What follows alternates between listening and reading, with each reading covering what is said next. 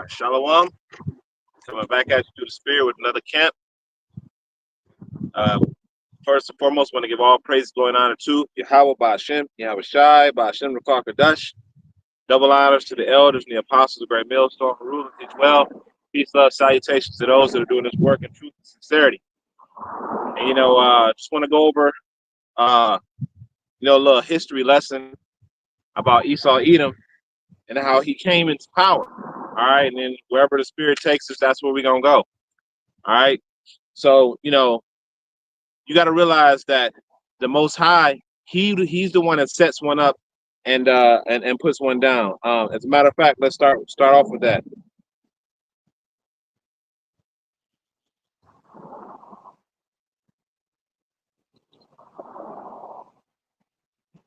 All right, so this is the book of Psalms.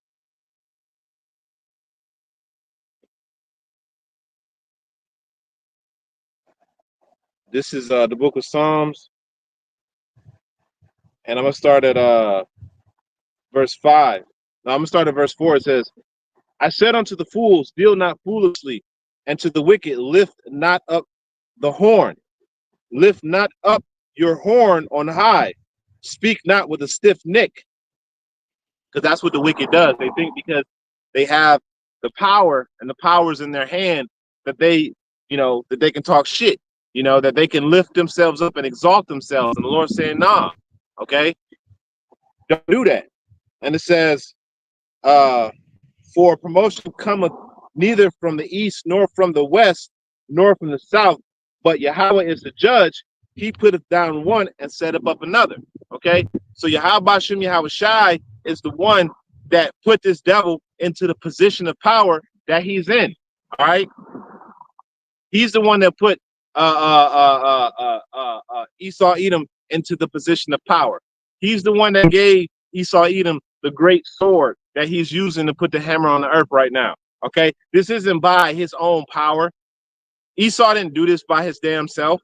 Esau was found in the caves of the Caucasus Mountains, a millennia ago, fighting over bones, the dead bones of one of his kinsmen that they were eating on. Okay, this is, as the scripture says. I'm gonna grab that.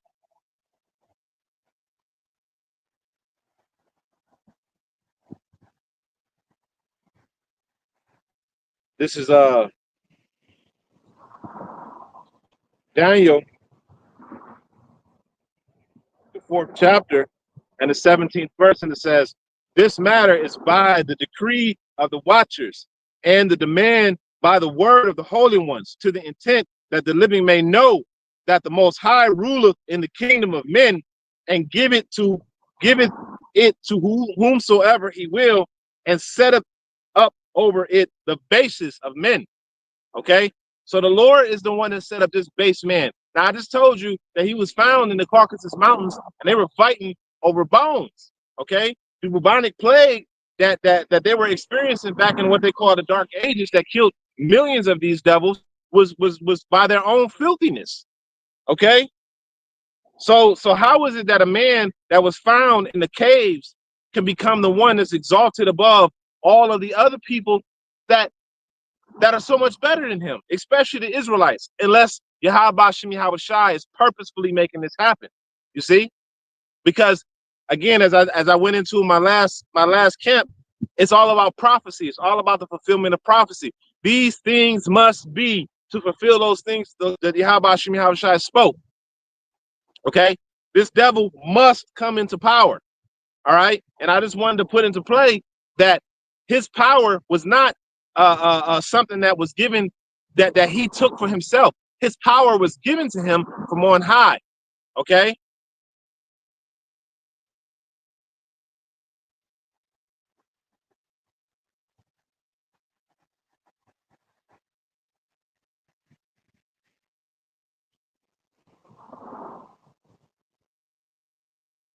All right, this is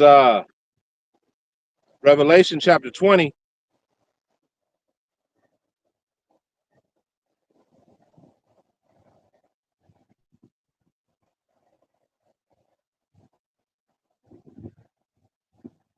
I don't think this is what I was looking for.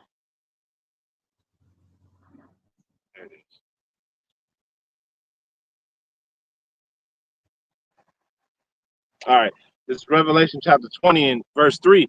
It says, you know what, I'm gonna start at verse 2, and it says, I'm gonna start at verse 1, and it says, and I saw an angel come down from heaven, having the key to the bottomless pit and a great chain in his hand. The bottomless pit is talking about Europe. Okay. It's talking about that landmass, and the reason why it's called the bottomless pit is because it has no resources. Europe is a barren land, and they have to import and import all of the resources from other countries. Like, for instance, Russia has to send gas to Europe. They have to get their gas from Russia in order to power their homes. So this thing that happened with America and the Nord Stream 2 pipeline actually put Europe at odds with America, because now they're struggling to power their nation. Okay, so they have to buy oil from other means, and it's super expensive now for them when they were getting cheap oil from Russia. So this is another reason why you're starting to see all of the other nations hate the whore. Okay, and it says, and laid hold of the dragon, that old serpent, which is the devil and Satan. How could it be the devil and Satan? Because the devil means deceiver. Okay, which Esau Edom is the deceiver. He is the liar, the one that paints the faces of the judges thereof. Okay, and call himself the people, and call himself an angel of light.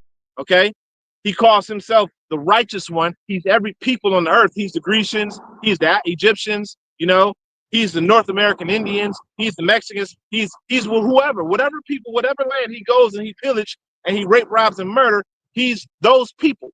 Okay, and it says, and Satan. And Satan means adversary of God. This devil is adverse to everything that's in the scriptures. Okay? He's adverse to everything in the scriptures. The Lord said, everything with seed bearing fruit, that's good for meat. This devil creates genetically modified GMO foods, okay, with no seeds inside of them, right? And tell you, oh, these are just as good as the ones that that grow naturally, okay? The devil tells you, the Lord tells you not to eat pork. This devil puts pork in everything. There's nothing that he don't put pork in if you buy it off of the shelf. If you look at the ingredients list and you see monodiglycerides or diglycerides, you're eating pork. It's in there. Okay, this is why you got to be very careful about what you eat. And it gets to a point to where it's like, God damn, he done polluted the food supply and everything so much you can't even keep up with it. You can't even keep up with it. Even the good stuff with the seeds in it have been polluted by his ways, his means of agriculture, and how it doesn't yield the type of nutrients that it once yielded. Like an apple back 60, 70 years ago would keep you full all day because it was packed with nutrients. It was nutrient dense. Now you eat an apple now, hey, you know, you're going to be starving because it has no nutrients in it. You go out to these places and eat, you eat the food, you get fat off of it, but you don't get full off of it. Okay? You get fat off of it, but you don't get full off of it. That's his GMO foods. Okay. He tells you not to lay with man. The Lord tells you not to lie with man like you would lie with woman. Esau promotes that lifestyle, that alphabet lifestyle, don't he? Right? The Lord tells a man, if a woman leaves, if a man put away his wife, she will leave with nothing. This devil gives the wife all your stuff and creates something called a no-fault divorce decree, where she can go out and commit all forms of adultery and abominations against you and still take half your shit. Okay, this is an unrighteous decree. So he's adverse to everything that is in the scriptures. So he is the deceiver, he'll lie to you, and he's adverse to Yahweh Shem Yahweh Shai. That's why it says he's the devil and Satan, because he's the personification of both. All right, not only is he the deceiver, but he's also the adversary. All right, and it says, and bound him 1,000 years. Now this is when they were bound and they were taken out of power and brought down to a very, very low state. All right, and it says, and cast him into the bottomless pit and shut him up and set a seal upon him, that he should not deceive the nations no more. You see, the devil, the deceiver, he was going out deceiving the nations, and he has done it again now in the times that we're currently living in. You see everybody picking up his philosophies, okay, his doctrines, you know, giving the women the liberty to do whatever it is that they want to do. giving them control over the household. Okay, allowing women to run households, to be on a minstrel and be in positions of authority. Right? He does that. Deceit. Okay, he gives you these false doctrines, democracy, and all of these different beliefs. Islam, Mormonism, Jehovah's Witness, all those came out of the papacy in some form or fashion to deceive and distort the truth of what really is the Holy Scriptures. Okay, that's his devil. That's Esau Edom. He's the one who's done this, who's warped and twisted reality and deceived the nations. And it says, till 1,000 years should be fulfilled. Okay, after that he must be loosed a little season. All right, and that's what we're seeing right now. And that came after the fall of Jerusalem, when King Solomon had lost power. Okay, and I'll get that in the scriptures in Genesis, the 27th chapter.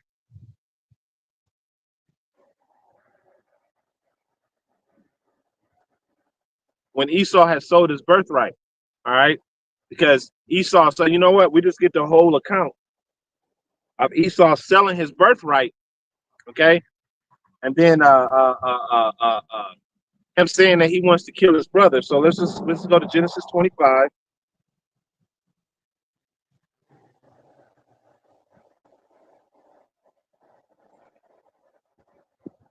I'm sorry. Yeah, Genesis 25.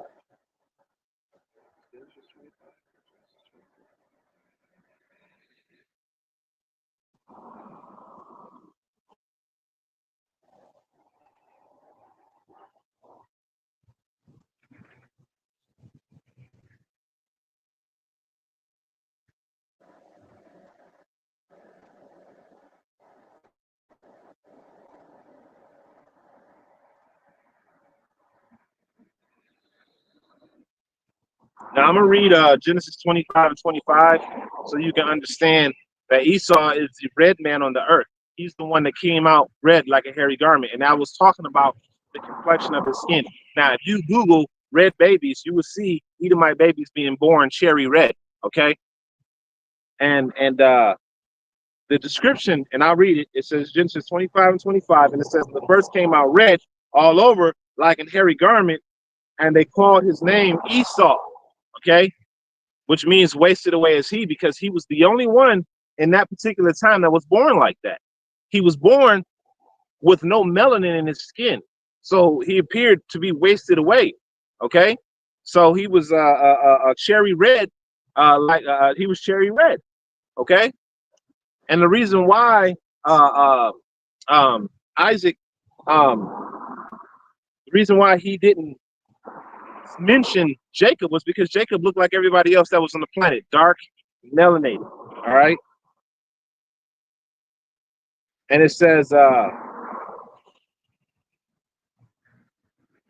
gonna read this 26. It says, after that came out his brother, and his hand took hold of Esau's heel, and his name was called Jacob, and Isaac was 80. And when she bare them, now that's symbolic of Jacob tearing down Esau's kingdom, and that's what we're doing right now when we stand on the highways and the byways and we give this truth. Okay, and it says, and the boy, verse 20. I'm gonna skip down. No. And his name was called Jacob, and there were 80 when she bare them. And the boys grew, and Esau was a cunning hunter, a man of the field, and Jacob was a plain man dwelling in tents. And Isaac loved Esau because he did eat of his venison, and Rebekah loved Jacob. So, Isaac, he loved the robust flavors of the meat that Esau was able to go out and get. Now, even though Esau wasn't as strong as Jacob, he was a cunning hunter. And it's the same right now. If you look at how Esau moves and how he behaves, he moves and behaves in a manner that shows his paralysis as far as his prowess, if I'm saying that right, as far as a hunter is concerned. He's a very good hunter, and he knows how to study his prey. Okay, just like he studies Jake. He knows how to study his prey to see exactly what to do to make you move the way he needs you to move to get the result that he wants to get, if you know what I mean. Okay. And that's a trait of a cunning hunter to say, okay, well, if I do this, they're gonna move this way and go right into my trap. Okay.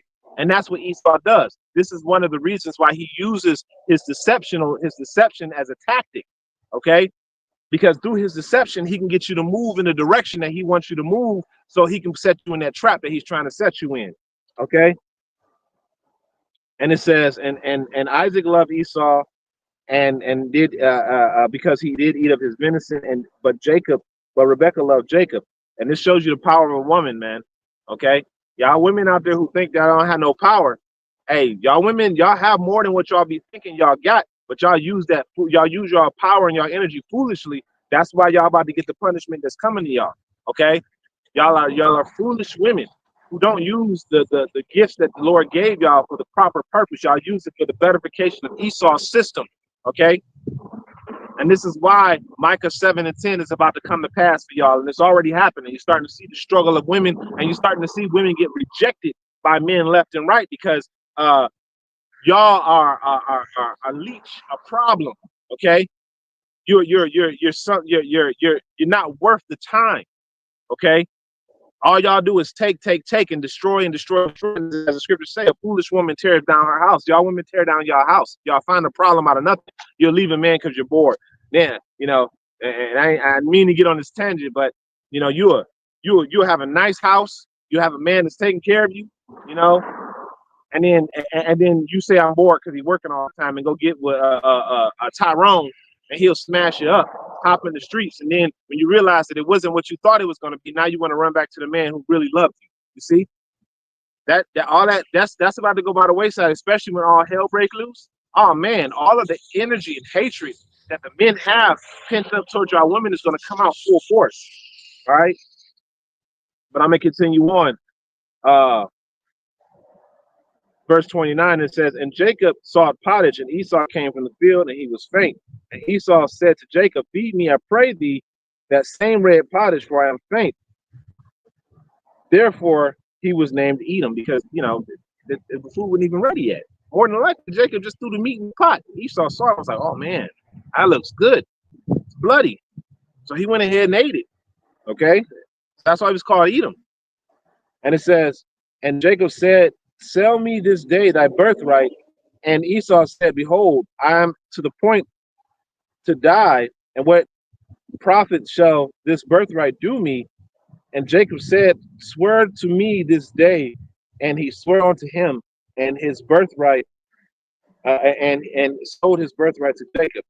Then Jacob gave Esau bread and pottage of lentils, and he did eat and drink, and rose up and went his way. Thus Esau despised his birthright.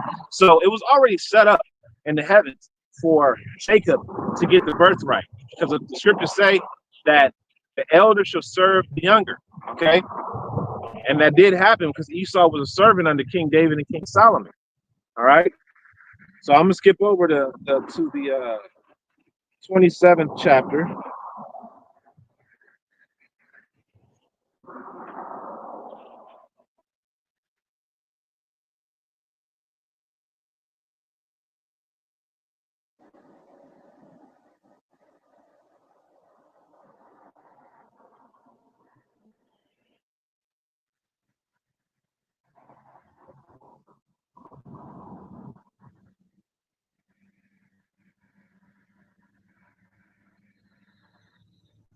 All right, I'm gonna start at verse 32, and it says, it's Genesis 27:32, and it says, and Isaac his father said unto him, who art thou?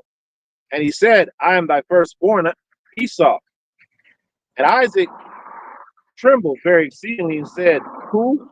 Where is he that hath taken venison and brought it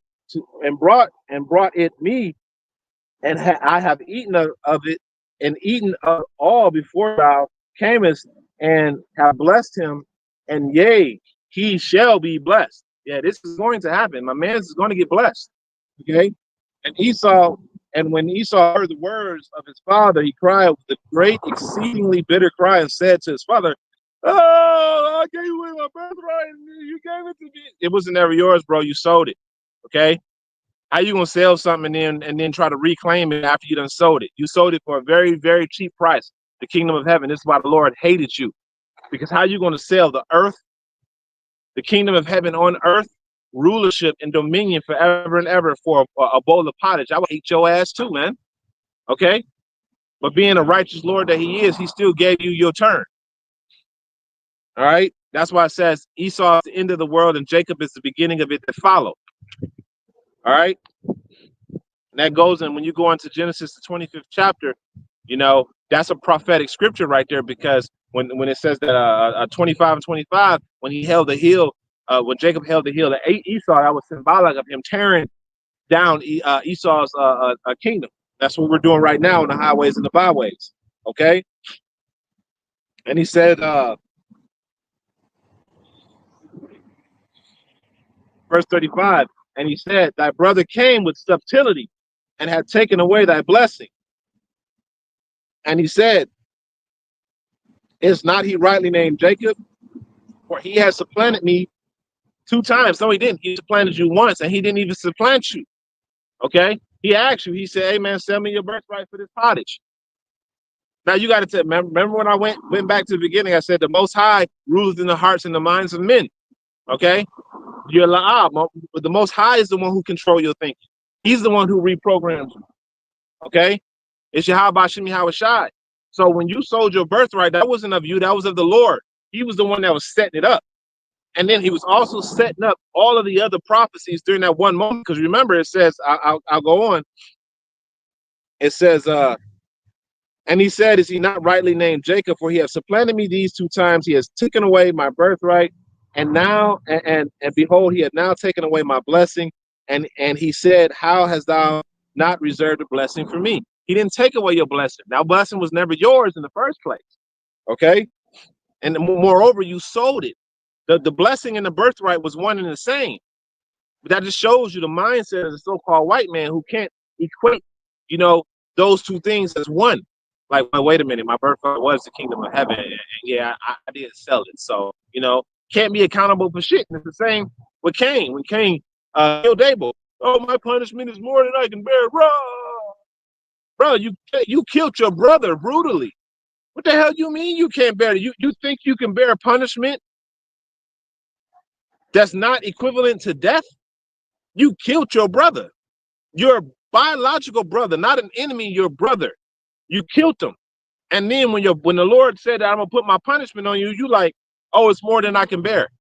Bro, the grave, you put your brother in the grave. You get to live on and have children and stuff, but your brother's dead. You see, that's the mindset of Esau Edom. I sold my birthright for some pottage, but now I'm a cry over it. Shows you that this man was never cut out to be a ruler in the first place. Okay?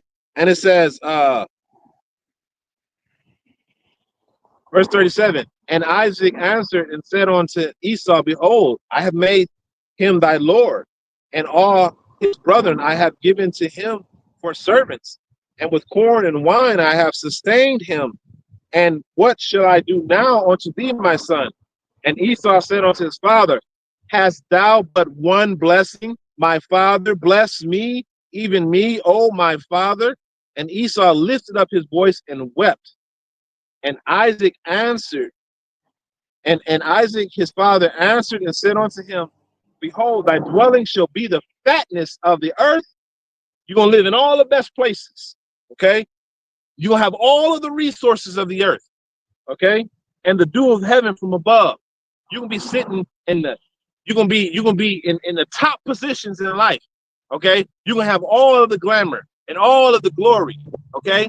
You're going to be in the best positions. You're going to own all these multinational corporations. You're going to sit at the pinnacle of the world. Yeah, you, Esau, you're going to do that, okay? "And by the sword thou shalt live," but you're going to take it all by force, man, okay? Everything that we see, like Habakkuk, 2nd chapter, the 16th verse, "Thou hast shaped for war." This is the beginning of it right here. This is the beginning of it right here. Okay, because of the blessing that Isaac gave him. When you go to Revelation, I believe the 6th chapter, and when you will get it, you know, where it says that the horse went out red, and he was given unto him a great sword, and he was able to take peace from the earth. That's Esau Edom that was given that great sword. Roughly paraphrasing, I'll just paraphrase it. And that links with Genesis 27 and 40.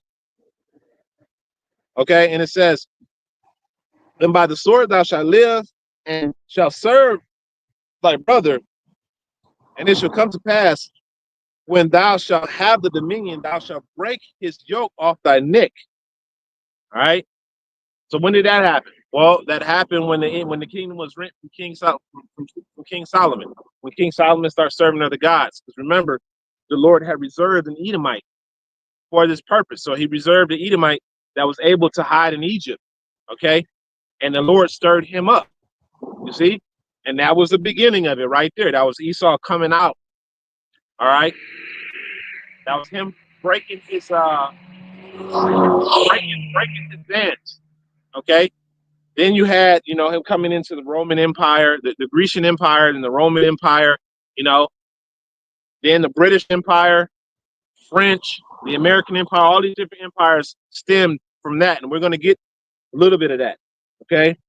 Verse 41, "And Esau hated Jacob because of the blessing where his father had blessed him, and said in his heart, the days of mourning of my father are at hand. Then I will slay my brother Jacob." And he's been doing that to this very day, killing Jacob, trying to exterminate him off the planet of the earth. The Tuskegee experiments, trying to exterminate Jake, but you can't, because we're genetically superior, and the Lord said that there's no end of the nations. So you can't destroy us, because the Lord ain't willed it, man. The only nation the Lord willed to be destroyed is yours. Obadiah 1 and 18. Okay, you're the only nation that's slated for no mercy in the kingdom. You're not going to get any mercy. All right, so we're going to go from there to the book of Maccabees.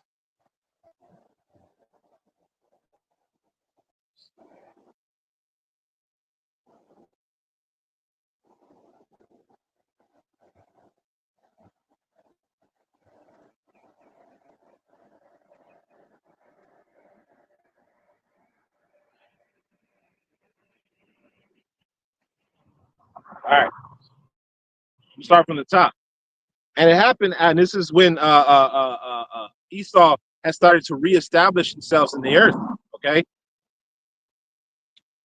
and it happened after that Alexander, son of Philip, the Macedonian, who came up out of the land of Chittim, and had smitten Darius the king of the Persians and the Medes, and had reigned in his stead, the first over Greece. So this is when Esau had established himself, the first over Greece. Okay, and made many wars, and won many strongholds, and slew the kings of the earth, and went through to the ends of the earth, and took spoils of many nations, insomuch that the whole earth was quiet before him. Whereupon he exalted his heart, and his heart was lifted up. This devil went across the nations, the world, killing everybody, to the point to where nobody didn't want it. They had nothing to say. Nobody wanted to challenge him. Okay, everybody was afraid of Alexander of Macedon. Okay, so his heart was lifted up, like, I'm that guy, I'm that man. And it says, "And he gathered a mighty strong host, and ruled over the countries and nations and kings, who became tributaries unto him. After these things he fell sick, and perceived that he should die. Wherefore he called his servants, such as were honorable, and had been brought up with him from his youth, and parted his kingdom among them while he was yet still alive. So Alexander reigned 12 years and died, and his servants bare rule, every one in his place. And after his death, they all put crowns upon themselves. So did their sons after them many years, and evils multiplied upon the earth." Now, there you have it. It said that when these people came into power, evils multiplied on the earth. Okay? When Esau Edom came back into power, evils multiplied in the earth. And then, And it says, and they came out of them a wicked root. Antiochus, surnamed Epiphanes, son of Antioch, the king who had been an hostage at Rome and reigned in the 130th and 137th year of the kingdom of the Greeks. So there you go, the wicked root that was established. And it says he was a root. Okay, he was a wicked root that took hold. So from there, you had Esau just perpetually being established up until the ending of the Roman Empire. Then Esau fell. Okay, then you had the rebirth of Esau during the Renaissance. Okay, which means rebirth. That's when Esau came back into power. Okay, he was loosed again. He was loosed for that season to deceive the nations, and that's where we are right now. Okay, because at one time Esau was under the subjugation of King David and King Solomon. But once that rulership ended, he broke that yoke, and ever since then Esau has been out on his own. Okay, so he's been loosed. So when he broke that yoke, he came into power. He fell out of power. This goes into that deadly wound being healed, not being healed. He received the deadly wound, the death of the Roman Empire, but it was revived. Okay, the deadly wound was healed. Okay, and that was the American Empire that came out of the British Empire, when the British Empire came out of the Roman Empire. Okay, so when you look at Esau's history, you understand how this devil came into power. How he lost power, he came back into power. All right, and this was all done through the spirit and power of Yahweh Shem Yahushai to fulfill prophecy. So you didn't do none of this on your own, Esau. Okay, you're not in power of your own. You're in power through the spirit and power of Yahweh Shem Yahushai. All right, he set it up for you to be in power, and now your kingdom and your infrastructure and your power structure is over with, because you cannot pass this bounds. Okay, that's why we're seeing all of these things happen, because your kingdom and your structure of your kingdom, the Lord is like, all right, it's time for this thing to fall. Okay, and I'll just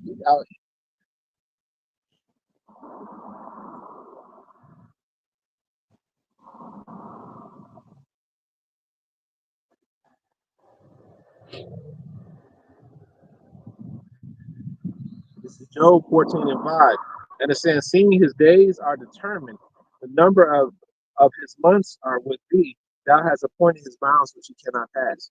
So even though this devil has been loosed a little season, okay, to deceive the nations one more time, the Lord only gave him a certain amount of time to where he can do that. And once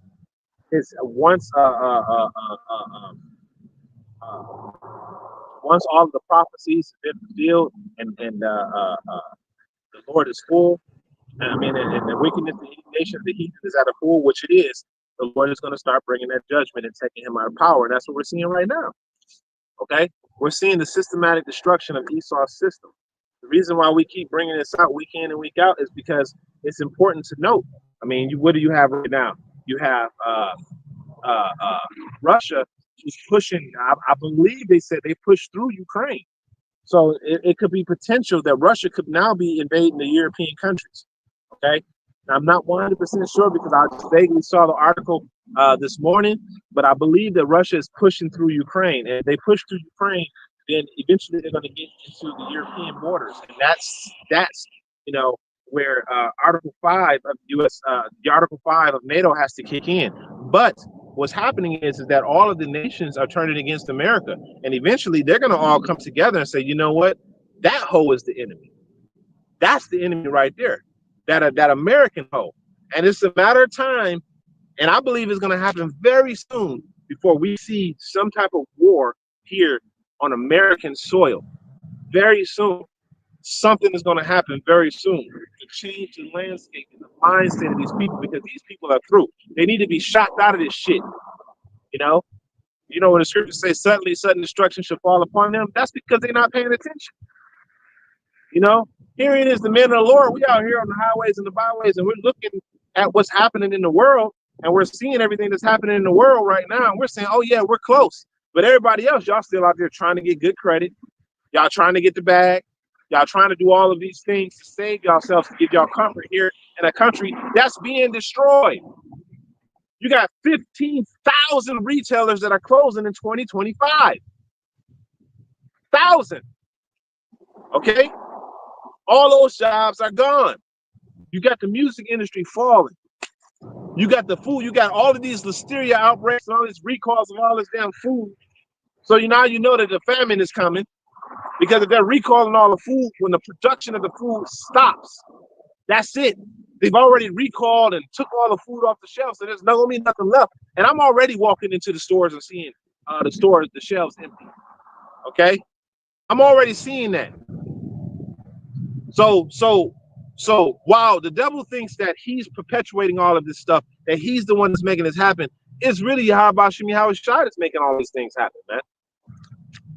It's really the Lord that's doing all this.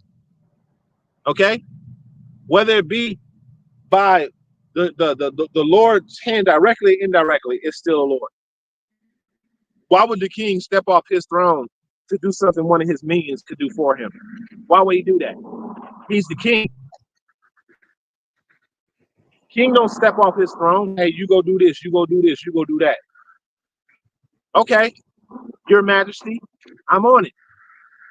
So the king, hey, I don't, you know what? Putting his mind, sealing instructions into him to do this, and he go out and he do it. There's nothing you can do. Everything that's done is planned. Okay, by Yahweh Shem Yahweh Shai. Everything is planned by the Lord. The Lord is the one that's making all these things happen to fulfill his purpose. Okay?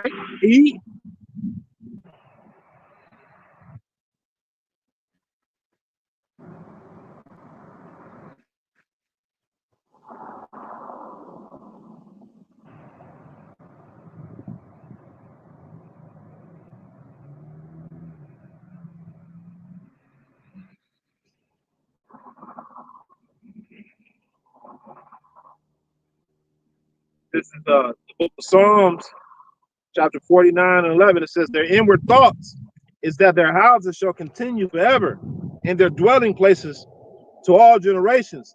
They call their lands after their own names. You see, Esau Edom thinks that he's going to keep this thing going, his systems, forever. Your consumer-based system. You're going to keep it going forever and ever and ever.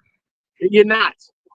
It's it. Hey, look, even if Yahweh Shem Yahweh Shai don't even step in, the system that you has created is not sustainable. It's eventually going to crash all on his own. This is why the scriptures say, if he's not taken out the way, there should be no flesh alive. No flesh. No ants. Okay. No fish.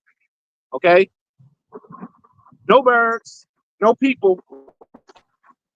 No trees. No nothing. Just a barren wasteland in all four corners of the earth. This is the Lord saying that we don't remove this devil, all these things, everything is going to be gone. Okay? Because hey, remember what I told y'all at the beginning? He was found in the cave of the Caucasus Mountains, and they were fighting over bones that they were trying to eat from one of their dead brethren.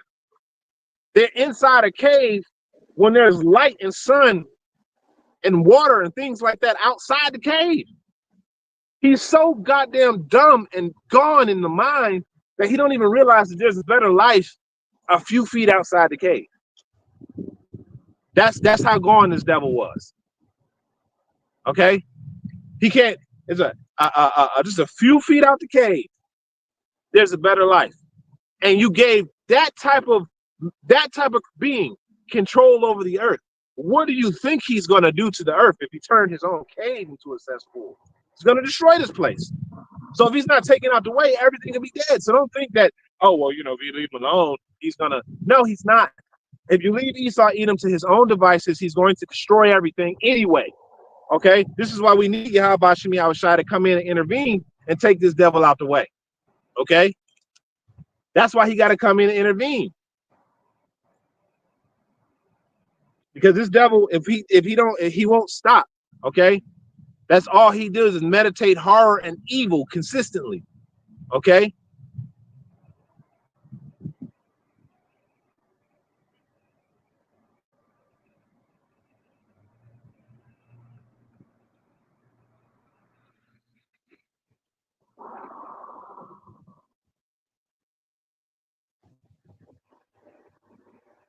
This is Micah 2:1. It says, woe to them that devise iniquity and work evil upon their beds. When it is morning, it is light. They practice it because it is in the power of their hand.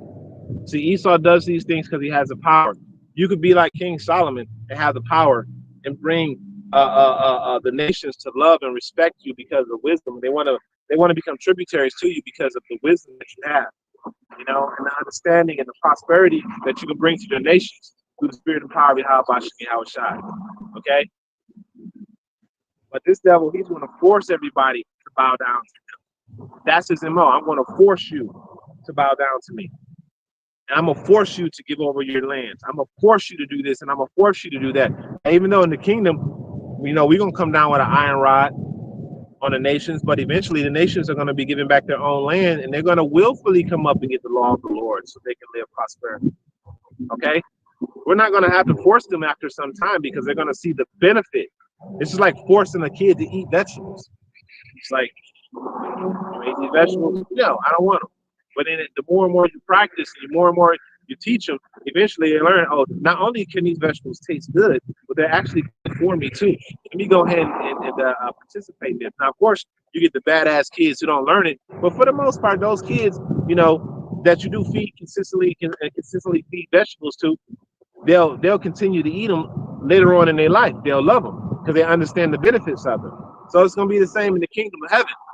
The other nations are going to see the benefits of something that they once said, oh, no, this ain't it. They're going to say, wait a minute. That was it. As a matter of fact,